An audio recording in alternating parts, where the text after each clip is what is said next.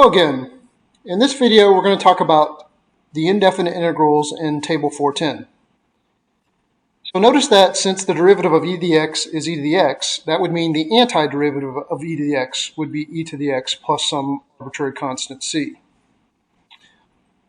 Likewise, the derivative of the natural log of the absolute value of x is 1 over x, and therefore the antiderivative of 1 over x would be the natural log of the absolute value of x plus some constant. Now remember, the derivative of arc sine of x was 1 over the square root of 1 minus x squared. And of course, that means if you take the antiderivative of this, 1 over the square root of 1 minus x squared, that would mean you would get arc sine of x plus some constant. The derivative of arctangent of x is 1 over 1 plus x squared, and therefore the antiderivative of 1 over 1 plus x squared would be arctangent of x plus some constant. And then finally, the derivative of arcsecant of the absolute value of x is 1 over the square root of x times, 1 over x times the square root of x squared minus 1. And therefore, the antiderivative of this 1 over the square root of x times 1 over x times the square root of x squared minus 1 would be arcsecant of the absolute value of x plus some constant. So you should become familiar with these indefinite integrals, and they all come from derivatives that we've talked about in the past. Okay, so let's do some examples where we use this table.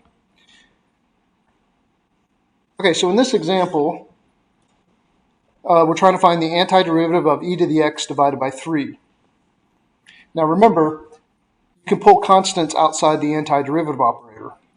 So the first thing I'm going to do is pull this 1/3 out of the antiderivative operator, and that will leave us with e to the x. And then the antiderivative of e to the x is e to the x plus some constant. Of course, this gets multiplied by the constant 1/3. Of course, you can check your answer by taking the derivative of this and making sure that you get e to the x over 3. And that's pretty clear here because the derivative of this would be e to the x times the constant 1/3, and the derivative of this constant would be 0.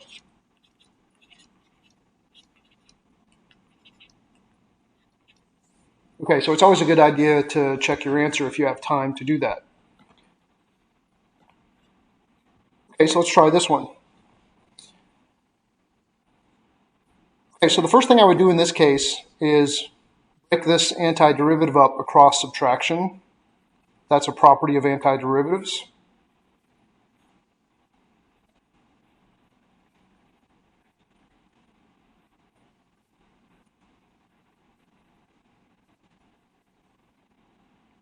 And then you can pull the constants outside the derivative operator, or the antiderivative operator.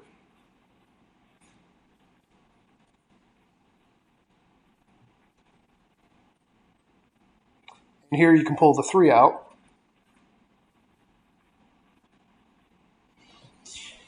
And then you need to recognize that these are known antiderivatives. So if you go back to that table, the antiderivative of 1 over the square root of 1 minus x squared is arc sine of x plus a constant.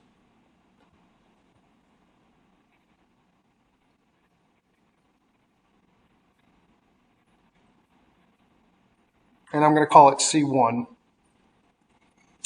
Okay, and then the antiderivative of 1 over x is the natural log of the absolute value of x plus some constant.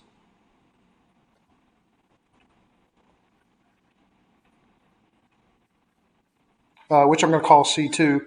And then, of course, these two constants would add up to another constant, which I'm just going to call C.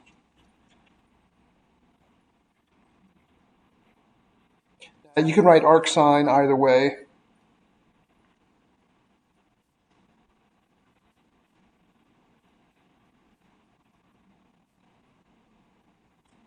Okay, so that would be the antiderivative of this function here.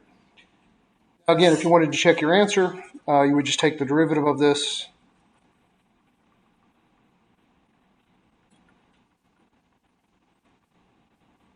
and make sure it goes back to this function here.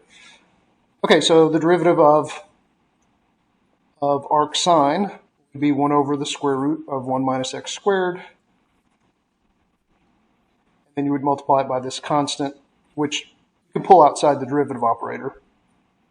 So technically what you're doing here is you're finding the derivative of arc sine first and then multiplying it by the 4/3, which comes outside the derivative operator.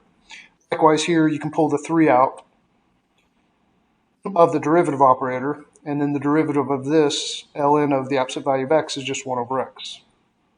And that gets multiplied by the 3 that sits outside the derivative operator. And of course, the derivative of the constant would be 0, and you can see that you do get this function back. Okay, so I hope you found this video helpful. Thank you for watching. Bye-bye.